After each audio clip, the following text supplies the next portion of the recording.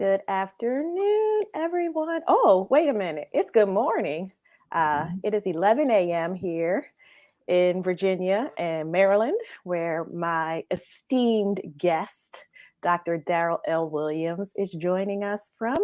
So, this is going to be a fun show for me. Number one, because it's a little bit earlier, so I have all of my words still, and I'm not going to sound incredibly stupid. Secondly, because this is someone that I have known for a very long time. If you have been following the show, you know that the person who's known me the longest that's been on has been my Aunt Paulette. And then, true story, Daryl is the person who has known me the second longest of all of my guests that have been on the show. We met a long time ago. I was a child prodigy, and I'm sticking to that story. And he is much older than I. Right. But Well, that's how we're going to do this. Okay. That's cool. well, listen. So again, I'm very happy to have again one of my oldest friends, and I say that figuratively and literally, is here with me. Daryl is a product of Stuyvesant High School. Did I get that right? That is correct. In Brooklyn. No, Also, that was in Manhattan. oh, good grief. All right, in Big city. Manhattan. Big city. He's from Brooklyn, though. I am from Brooklyn. He's from Brooklyn, like Biggie Smalls, the illest. He is an HBCU grad. Went to Morehouse College, and I see he has on his Morehouse color shirt today. He is also a graduate of Yale Divinity School as well as Wesley Theological Seminary.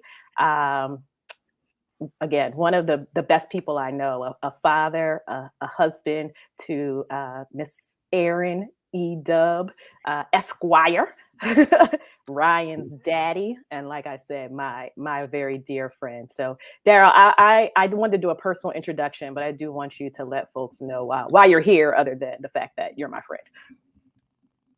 Because you invited me. Sir, we're not doing this today. Tell the people who you are. Because you invited me. Tell the people who you are. Well, number one, thank you for inviting me. It's great to be here with you today, Kirsten. Why am I here? Everything that Kirsten said is true. I am an alum of an HBCU. I have an Ivy League degree. I have a doctorate from another school. But I'm that weird person who has a job history that doesn't make a lot of sense. Yeah. I started out in investment banking, and I currently am the pastor of a church.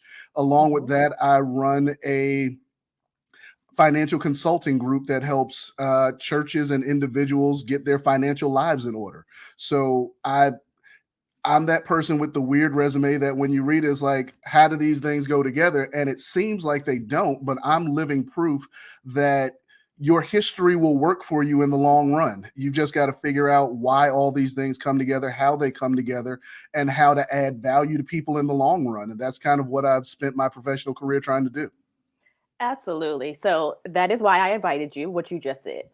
Much better. You said it much better than I. But I do want to go back a bit because, as you said, this show is ultimately about careers, about employment, about connecting all of those things that go into it. And, our theme today to end up our Mind, Body, Spirit, and Finances series for the month of September is faith and finances. And I stole that from you, that tagline from you. But we want to talk about those things and how important they are. And I, as always, I want to add a personal antidote, not to toot your horn too much, but this is, since I've known Daryl since I was about maybe 14 or 15 years old. When we were lying about being, when I was lying about being 15 so that we could all be in the same. So we met each other through church. And we used to go to this conference every summer in Dover, Delaware, at Delaware State College. Mm-hmm. And there was this one class that all of us wanted to go to. So you would find that on those days when JoJo and Micah were teaching their class, before they each became pastors, everybody that was there was 15. because it was the 15-year-old class, and we would be stacked up in this room talking about any and everything. So that's how I know Daryl. But even back then, and I'm going to make a point. He was, for any of you who know the show Living Single, he was Kyle Barker before there was a Kyle Barker. That is true. Yes, that is true. So my friend Kyle Barker, Daryl Williams, the real Kyle Barker, he used to be an investment banker. And that started, I guess, when you were in Morehouse. You did some internships and all that. So actually, it started when I was in high school. In high school, I literally was Kyle Barker when you met me. I was an intern at an investment bank starting. I think I started when I was 15.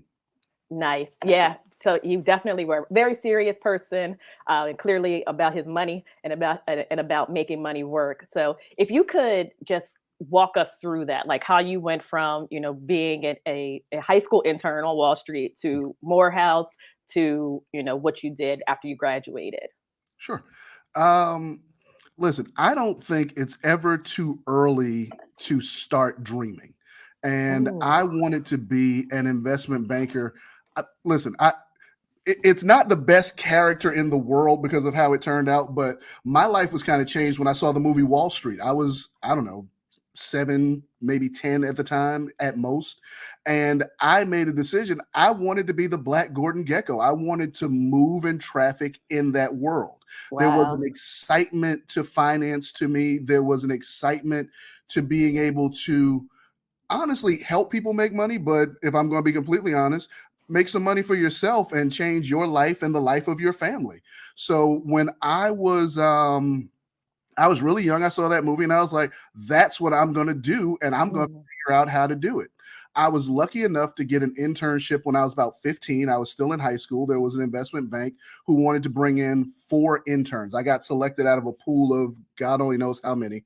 And to me, the day I walked into the building, I was working at what was at the time Payne Weber Incorporated on 6th Avenue and 51st Street in New York City. The day I walked into the building, smelled the air, saw the people, I was like, oh yeah, this home. This is home.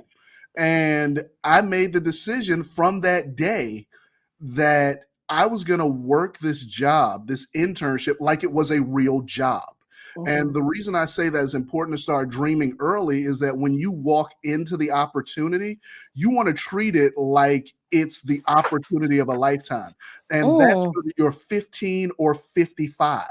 At 15 years old, I was like, I'm going to make this work, and I'm going to make this work so well that they're going to offer me a job. Like this is where I'm working when I get out of school. And lo and behold, I graduated from Morehouse College and walked in there, and the same job that I was interning at when I was 15, I was a full-time employee at when I got my degree. So it was one of those, I'm going to come in here, I'm going to learn, I'm going to apply myself, I'm going to ask questions, and I'm going to do the work that helps other people do their work. So to be honest, I started out as the master of the copy machine. It was just real clear to me. Nobody wanted to make photocopies. Drop them on my desk. You'll get them back. Collated, filed, whatever you need. And by doing that, people took an interest. Like, to be honest with you, I wasn't the only one that started in the intern program, but I was the one that finished. I was the one with the job at the end. Other folk had the same opportunity. They just wanted different things. The people that started with me have all done well in life. We just wanted different things. I wanted to be there. So I treated it like that. I said, listen, if y'all aren't going to hire me, I'm going to become so valuable that one of your competitors is, and woe be unto you. But, I hate to put it this way, but I did my thing and they offered me a job. When you have an opportunity to be on the inside, what you've got to do is make yourself valuable. So I made myself valuable enough that it was very clear. Listen, it wasn't supposed to be my summer job every year. It was supposed to be my summer job in high school. I made it my summer job all the way through college because they were like, okay, we'll see you when you get back on break. So I was back on breaks. I was back on summers. I had become a part of the team. So when you have an opportunity, you've got to seize it and make all of it out of it that you can. The problem is there are these weird occasions when God has a different idea for your life than you did. So I had been at the bank, starting with my internship days, probably 8 or 9 years at that point. And I'm kind of on the trading floor one night, everybody's gone. And I just got a nudge from God that there was just more to life than this. I found out, as much as I thought I loved money, I really just didn't love it that much. It wasn't Being rich wasn't going to be the motivating factor of the rest of my life. I had felt a nudge and a calling from God before, but I was real clear. I'm going to be an investment banker. And God allowed me to do that. And then God showed me some other stuff. Now, this is how life begins to form itself and put itself together. I left the bank to be the director of finance and community development for a mega church in Texas. And I was there doing well. Everything was fine right up until my boss fired me. It was cool. And because I got fired in the best way possible. He said, listen, you are absolutely the worst director of finance I've ever had. I'm sorry. I'm sorry. Wait a minute. Someone told you that you were the best at being the worst. He's like, you are the worst director of finance I have ever had, but you are the best assistant pastor I've ever had.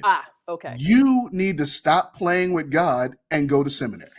So he sent my butt to seminary. Okay. It's like, I'm not going to sit here and pay you to hide from God. So I went to seminary.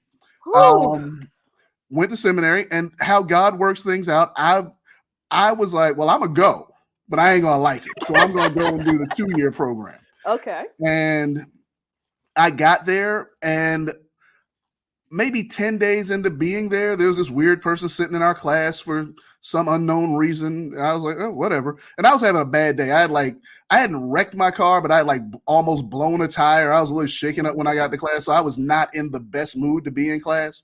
Right. And when class was over, my professor came over to me and said, hey, listen, such and such was sitting in to evaluate you because we want to put you up for a fellowship. And I became one of the original Kellogg Fellows at Yale University. Nice. And the Kellogg Fellowship was a nonprofit leadership fellowship. So put it all together. My resume and job experience prepared me for a fellowship that I did not know existed. Right. So I show up, they give me this. The only challenge is you can only have the fellowship if you do the 3-year program, not the 2-year program. So now I'm sitting here with 3 years of fully paid tuition if I will just do what God told me to do. And? I took the money. What you mean? And? Oh, okay. No, I just wanted you to make it clear that you didn't.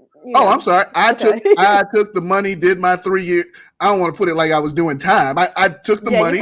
You were doing time. I took the money and I made the most of it. The fellowship paid all of my tuition, and it also allowed me to not take on a lot of student debt. So I didn't have to do certain things that other folk had to do. Yeah. Now, the flip side of it was, while I was in seminary, I also worked for the city of New Haven. I was an intern internships are powerful. I was an intern for the, what was his exact title? Director of Economic Development for the city of New Haven. Basically, he was more like deputy mayor, but we basically did the business side of stuff. And why? Because I had worked in public finance when I was in high school and undergrad, and right when I got outside of school. I then worked in community development for a church. I was now in seminary with a nonprofit leadership fellowship. And now I'm working for the city, helping to do economic development. It's all coming together in this kind of weird way that, looking back, I see. But at the time, I was just happy to have a part-time job so I could eat more than Dannon yogurt and hot dogs. So it was another one of the, I was a broke student. Tuition was paid for. I still had to live. So again, it was a great, don't laugh at me. I'm not laughing at you. I'm laughing with you. Been there. But it was a great time. I learned a lot in that internship. I learned how the city process worked. I learned how development worked from the inside out, not from the outside in. All the stuff that I was on the other side in investment banking, I was on the opposite side working for the city. So now when I graduate, I've got this weird toolbox of finance, community development, and public policy. And what do? I go work at a I was church. gonna say you went to be a pastor, I and went you to were be a in pastor. Seattle then, right? I went to be a pastor in Seattle. Went to be a And pastor in Seattle. then fast forward. So we're just gonna skip that part because yeah. So then fast forward. You're a pastor, and that was fun. Fast forward, I'm a pastor, and I get recruited Mm-hmm, to run the United Methodist Foundation. I was pastor in another denomination. I get mm-hmm, recruited by a different denomination because they need somebody to run their foundation. They correct. needed somebody with, wait for it, a religious and financial background to manage the money for their local foundation. Yeah, not a lot of those folk kind of walking earth. So they Right. found me, recruited me, and ultimately hired me. So I moved back from, at the time I was living in, I had moved from Seattle to the Midwest. I moved back from the Midwest to the DC area, and I've been here ever since. Ran the foundation for 5 years, started out as director of investments and then became executive director, and then went back to pastoring a local church. I went to a local church that was having some, we'll call them financial challenges, Okay. and they needed somebody to help fix it. So by the time I left that church was in a building project. When I left, the building project it was stalled when I got there, completed when I was done, with a mix of, wait for it, public and private money, because when you understand how certain things work, you understand different funding sources. Yes. And when I left that church, they had a brand new building. Yeah. And now I'm pastoring another local church. But I also run my, I've always had a passion. I told y'all from the beginning, I've always had a passion for money, and not in like an evil money controls me type of way. People don't understand money. And that's what I found out when I was working in banking and working in other places. People just don't have a fundamental understanding of money. So I made the decision that I wanted to help people apply faith principles to their money so that they can have godly blessings and rich financial futures. And when I say rich financial futures, I'm not trying to make people billionaires. I'm trying to make people not stressed out, because Yes. you can live well on what you make if you manage it right. If you manage it right, you can live well, invest for the future, retire well, and do well without being a billionaire, without being an investment banker. Listen, I got nothing against those things. I know billionaires. I worked in investment banking. Plenty of them are great people. But you can live well on $50,000 if you manage it right. You can live well on $70,000 if you manage it right. And you can live poorly on $500,000 if you manage it wrong. So my Yeah. goal and what we do with the Williams Stewardship Group is help churches and individuals manage their money by faith, with faith principles, and, kind of have a financial freedom that most people don't enjoy. Okay. So let's stay there. And again, I don't like to uh, tell too much about my personal life all the time, but you definitely have been one of the people who helped me. I have my parents were like, you got to save, you got to save, you got to save all the time. And when you're a young adult, what your parents say don't apply, isn't that isn't that important until you get to be our age now, and you're like, I should listen to my parents when they told me to do these things. But I did. I listened to my dad about and my mom about saving, and I did so, very conservatively, we'll say, because I like nice things, and I like to, when you're young, you want to have the nice stuff. But I remember one day I was sitting there, and this is when I had just gotten my master's, and they gave me this big raise, and I thought I was about to, speak into the future. What Future said in his song, I'm about to just cash up on a new toy, and for whatever reason, here comes Daryl Williams. Asking me about my 401k, and was I putting away, 10% and maximizing the employer contribution? And I'm like, I'm sorry, what? Time out. Like, you don't know my life, like, and you don't know my money. But listening to you and just doing that bit, you convincing me, okay, listen, if they match 3%, then you put it in. Like, all of it, like do the whole thing. Like that went a long way, because when I left that place, I had been there for 8 years when I left, and I had six figures saved in my retirement fund. And fast forward, that saved me from, the next financial, situations that I was in, getting laid off. Like that saved me, just you telling me like that, just that little bit, just that 3% and the match and all of that helped me so much. So, I don't like people to give away their jewels and their work for free, so to speak. But you are here to impart wisdom, and you have been up until this point. As a matter of fact, I can't even write down all of the nuggets that you're saying. I'm doing my best, but I'm slow. But if you could, managing money by faith, like what does that mean for an average person, not necessarily a church, but for someone who, just anybody? Sure. Listen, if you're a person of faith, then your life and lifestyle should align with what you believe. And the challenge that we often have is, I mean, Kirsten, you said it best. At a certain age, you just want some nice stuff. You've been doing without for a while. Listen, I remember your Pontiac Sunfire or 6000 or whatever it was.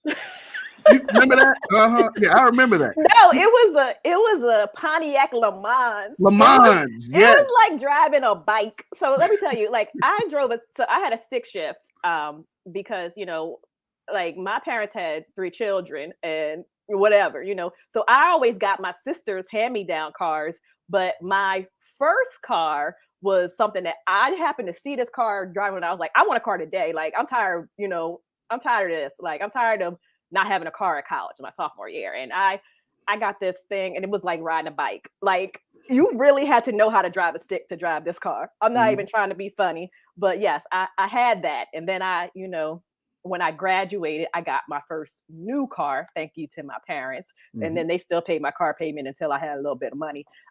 Thanks again to my parents. And I'm blessed that they were able to do that for me. But yeah, I ain't ready to be, going back to no Pontiac Le Mans, which is why I don't have a new car right now. But see, the thing is, for most of us, we've all had the beater. Like everybody's had the beater. And once I done went to school, I done took on these student loans, I done finally got myself a big boy or a big girl job, and we want some stuff to go with it. The challenge is, when we begin to put the stuff first, when we begin to put the stuff first, we begin to put our lives on a track where the stuff matters more than anything else. And the challenge with that is you will always have the ability to buy more stuff. Every time you get a raise, you have the ability to buy more stuff. But now here's the question. Do you need more stuff, or do you just want more stuff? Because at a certain level, once you get past a certain point, I mean, I'm a car guy. I've had some of the best, I've had some of the worst. And what I realize is you got to just buy what you like and what you can afford. And many times we will go overboard trying to make ourselves feel better because we got some stuff that we kind of wanted for a while, or we just got some stuff because we wanted to get past this. If we're people of faith, you have to realize that at the end of the day, there are more important things than possessions. There are more important things than money. There are more important things than showing your lifestyle. I believe, as a person of faith, listen, theologian John Wesley said, earn all you can, save all you can, give all you can. So I have always said, I'm going to earn as much as I can, save as much as I can to cushion myself. But I also want to be generous in giving, because as a Christian, I believe that I serve a generous God who loved me so much that he gave his only son to die. So if my God can give his son to die, then I can certainly be generous, as the Bible says, on all occasions, which means I tithe to my church. I mean, some people are like, well, I don't know if you should do that. Listen, I wouldn't have what I have if it wasn't for God. If I tell you, I've told y'all a little bit of my story. Listen, it's the hand of God that got me through and moved those things to happen. The least I can do is give 10% to my local church so that we can be a blessing to others and push God's message and do God's ministry in this day and age, because somebody did that for me. But when it says be generous on all occasions, I give back to, listen, I've gone to 4 different schools that ask me for money. I try to give to each of them and to other worthy causes. Yes. But you can't be generous if you haven't on the front end managed your money. So because of that, I believe very heavily in budgeting. I believe very heavily in not being in debt. And I believe very heavily in making sure that you're investing. You have to put something away. That's something that you can pull on if you get in trouble.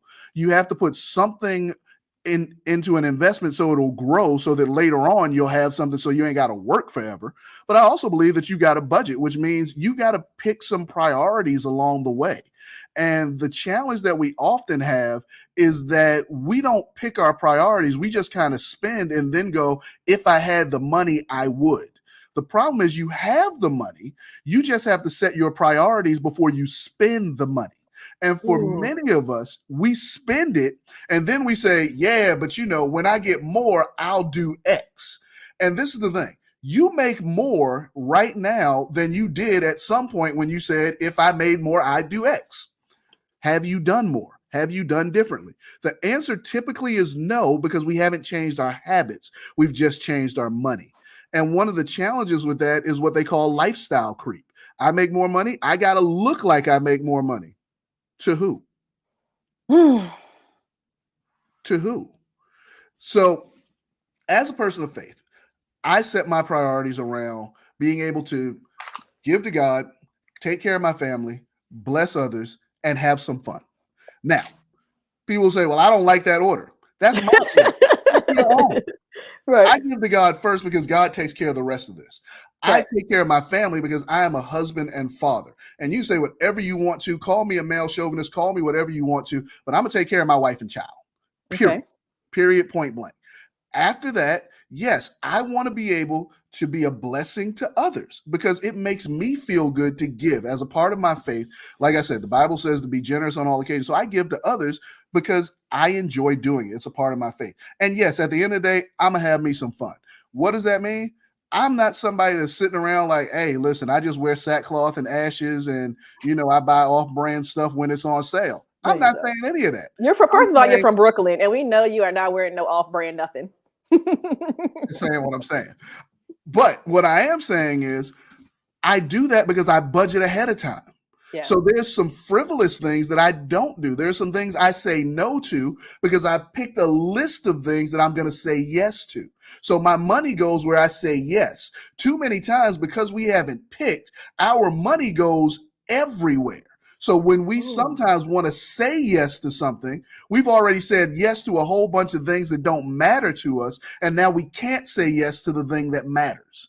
So what am I telling you? You have to treat the money that God has given you, the money that God has blessed you with as a person of faith. You have to be deliberate about it because it is a gift from God that, listen, I'm not saying you can't waste some of it. I'm not saying you can't trick some of it off. Everybody should be able to trick it off every now and then. But you shouldn't be tricking all the time. Sometimes, not even sometimes, listen, I believe you can have some trick money in your budget. This is what I trick off. I got $50 of tricking money every week. I don't personally. Time out. That means something else. Look, I'm old and a preacher. If it means something else, that's not what I mean. I'm sorry. Mad money. I mean, just waste money. Just $50 that I can just light on fire if I wanted to. I just caught it. He just said it. He just said it ain't tricking if you got it in the biblical sense. Jesus, they gonna throw me off again. Okay, I just caught what I said. My apologies to YouTube, Facebook, and everybody else. That's not what I meant. Ooh. What I meant is you can have a line item in your budget for wasteful spending.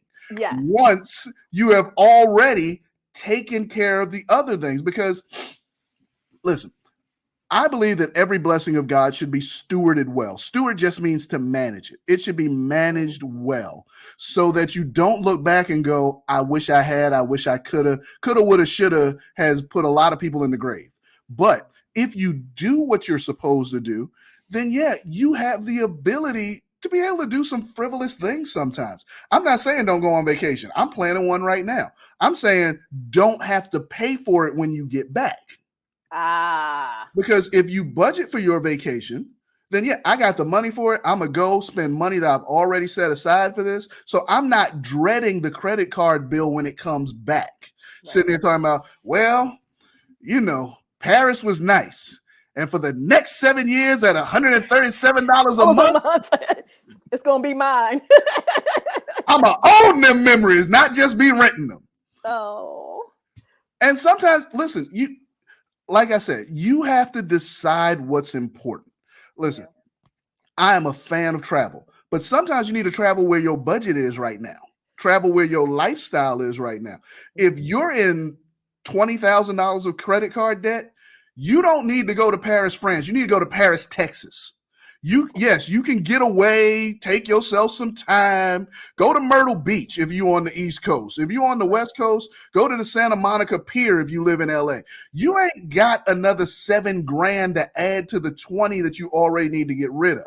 Because listen, at the way they're raising interest rates right now, if you're paying 17% a year on $20,000 and adding to it every day, every time you spend $1 on credit, if you're paying 17%, you're spending $1.17.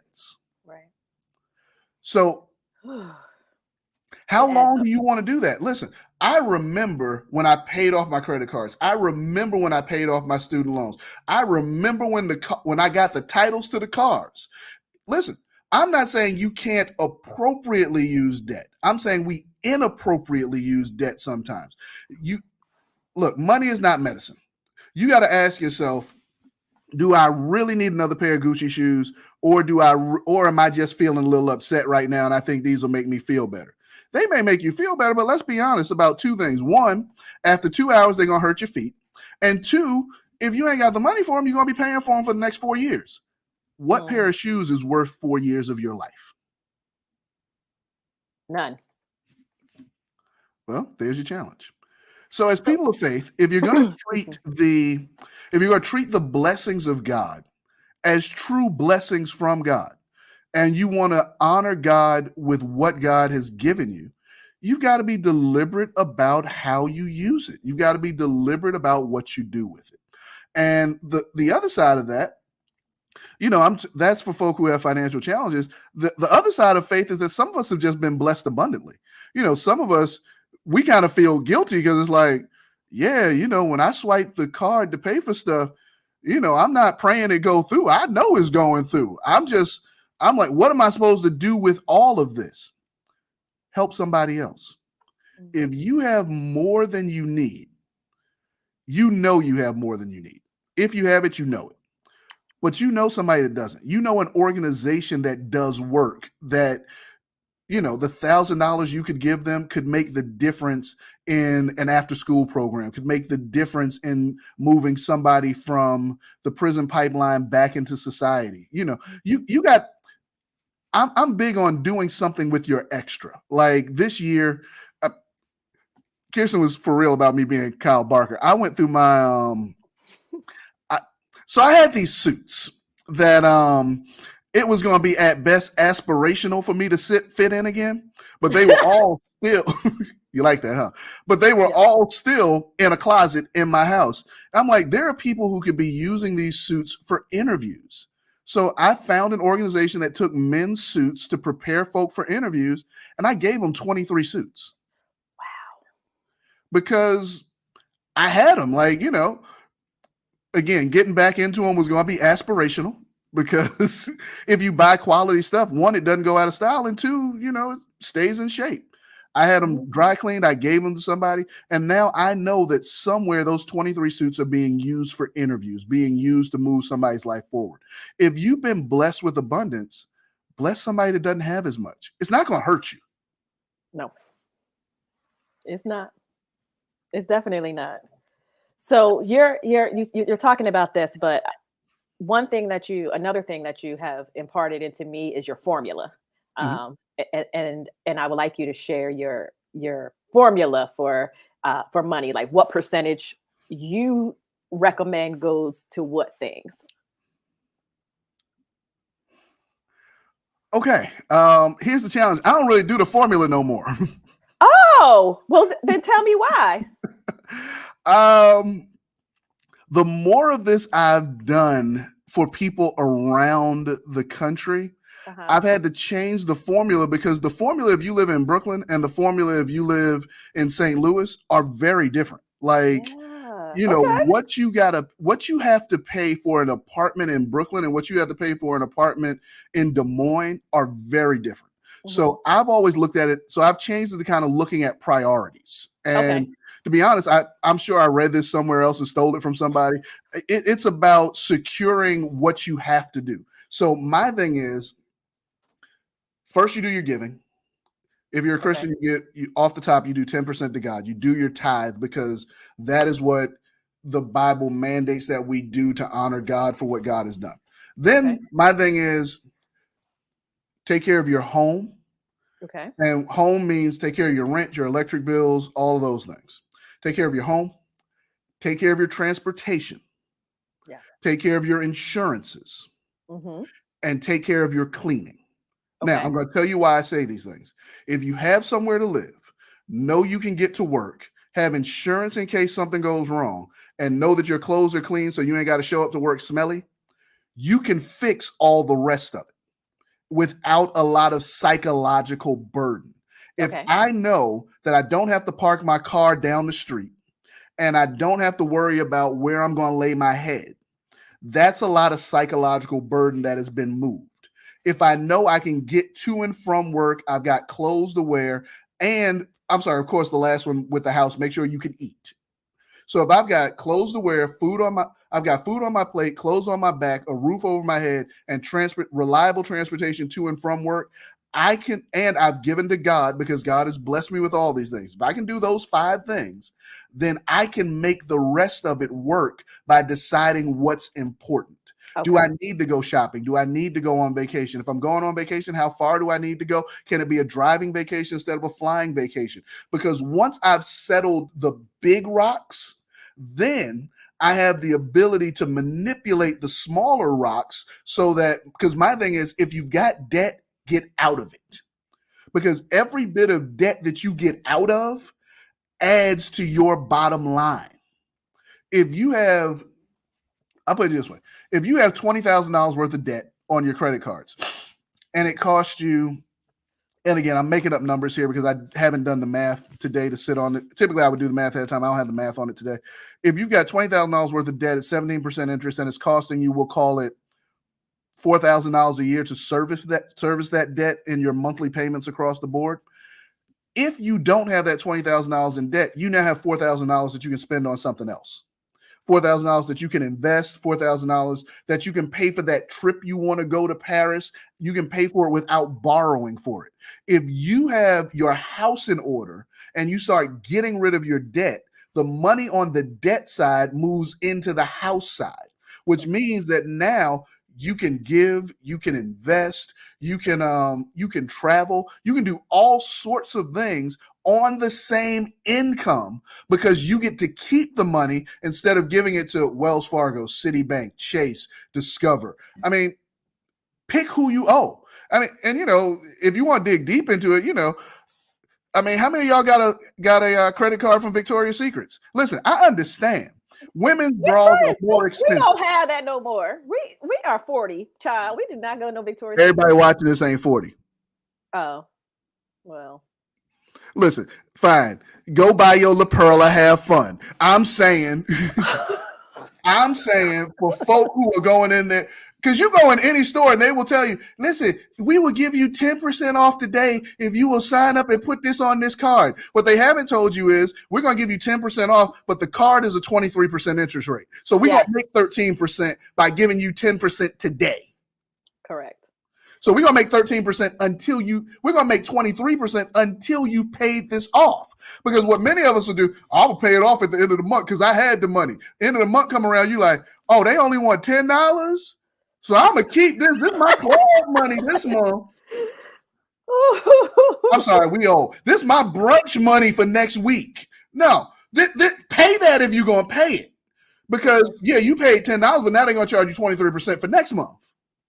So the $10 you paid, you actually gave probably around $4.87 worth of interest and $5.13 worth of principal. So you really only paid $5.13. You gave them $4.70 some odd cent, $4.80 some odd cent just for the privilege of being able to use their stuff because they gave you 10% off on something you had the money for already.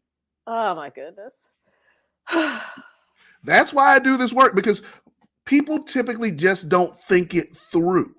Right. And what I've been able to do through, honestly, trial, error, mistakes, and victory is think it through. So I like being able to sit down and tell folks, listen, I'm not going to have you think it through. I'm going to explain it to you. Now you do with that what you want to. And I simply believe that most people want to do better if you can tell them how to do better. Okay. I like that too. Trial, error, mistakes, and victory. Mm-hmm. Listen, it ain't always an easy road. No, it is not. Oh, we're coming up to time, or we passed the time, but I was enjoying our conversation, so I didn't stop you. But I know how much you have to do for the rest of the day, which is why we met early at 11 o'clock. But I do want to give an opportunity for you to talk to folks. We could still be going because you were, like I said, you're giving us so much good stuff. But one of the things that I like about following you on socials is your weekly challenge.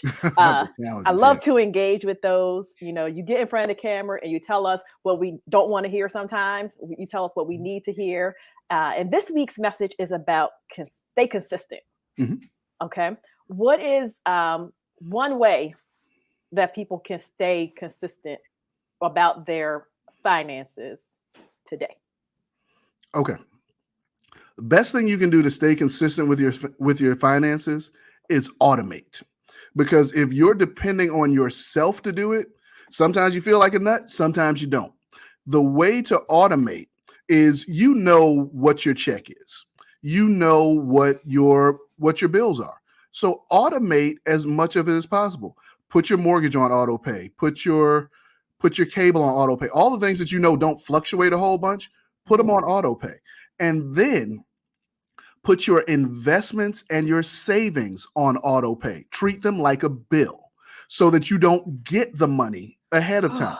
So if you treat your savings, you say, I'm going to save $100 per pay period, then have that come out of your check and go into your savings account. If you say, I'm going to invest $100 per pay period, have that come out of your check and go into your investing account. That way you don't have to move it. You don't have to remind yourself. You don't have to be like, ooh, I'm a couple months behind on that. If you automate it, it happens consistently without you being consistent. Okay. I like that. And I like treat your savings and investments like a bill. Mm-hmm. Automate. That's the best way to stay consistent with your finances. I'm getting some comments here from LinkedIn. I haven't been able to keep up with them, but they were coming in. But people were responding to some of the stuff you said. Money is not medicine. And also there's someone who is going to be a guest on the show next month on October 19th who said that they have some aspirational suits in their closet as well.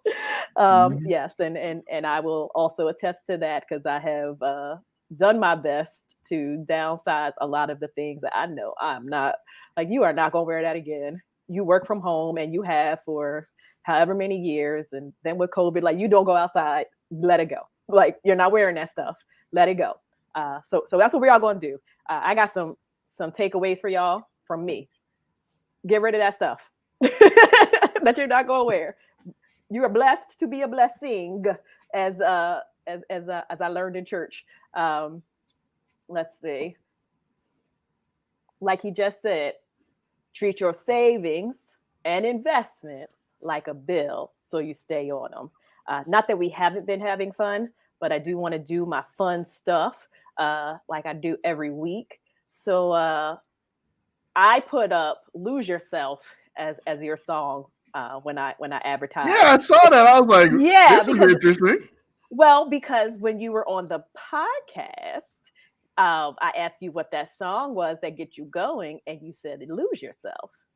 That's why I was like, this is interesting. I was surprised Oh, you okay. remembered. Oh, I am an elephant, It, child. it was a little, that is true.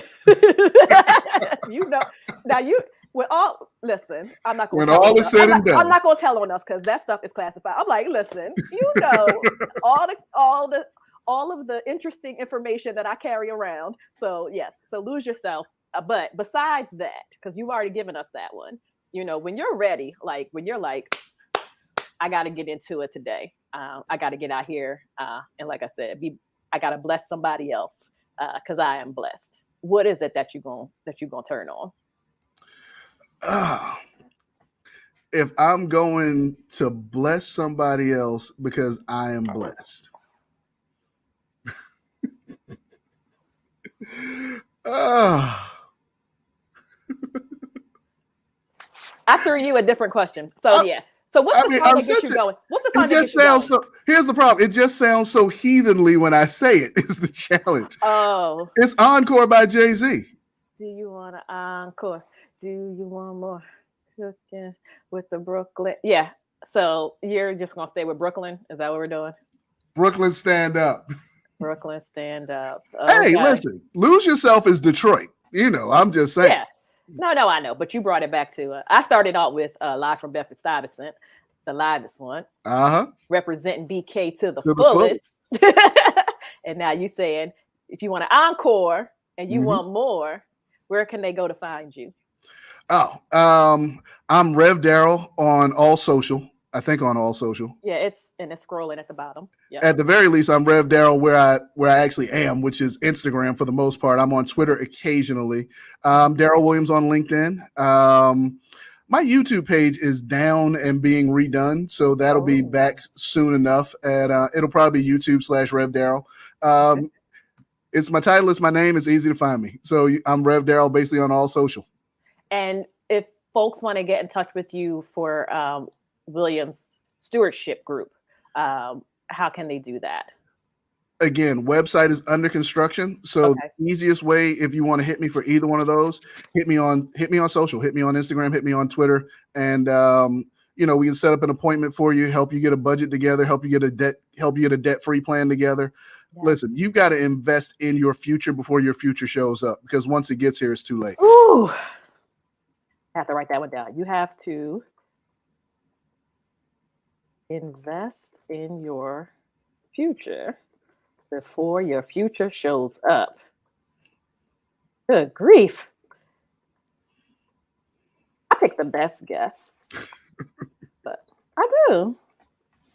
Like I know people in real life, like that I know you in real life is what is like. Shout out to me. No, shout out to you. I do appreciate you coming on. Like I said, Daryl has been a tremendous help to me, even when I didn't want to listen, even when I did not want to follow the advice and the sound advice, the guidance, I should say. It's not advice, it was guidance. Advice, you can take it or leave it. Some of it's good, some of it's bad, but everything that he has guided me to has, even if I didn't take it at the time, has shown up and showed out for me. So I truly appreciate him. If you just need a weekly dose of inspiration, again, the weekly challenges come out on Tuesdays, and I make sure that I consistently pay attention to what he says, because for whatever reason, they're always on time for me. So go to his Instagram and check those out.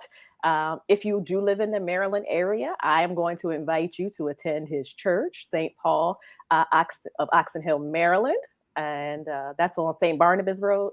St. Barnabas Road in Oxon Hill, right up from National Harbor. If you've been There- to MGM, you've been within about a mile of us. There you go. So, and any of you that when you come visit National Harbor and you just, you have some money that you won at the casino the night before, or you saw Or a if you lovely lost show, some and you need to pray about it, come on up to the church. correct? Or We'll if be you there. saw a show, then you could just hop on over to the church on Sundays and see him. Or do you still do online? We still do online, 8 o'clock, 10:30, and 12 noon on our website. There you go. Make sure you do it. Tune in. I wouldn't be friends with this person for long enough. Longer than I haven't been. We're just gonna leave it at that. That is true. That is absolutely true. I've been friends with you longer than I haven't.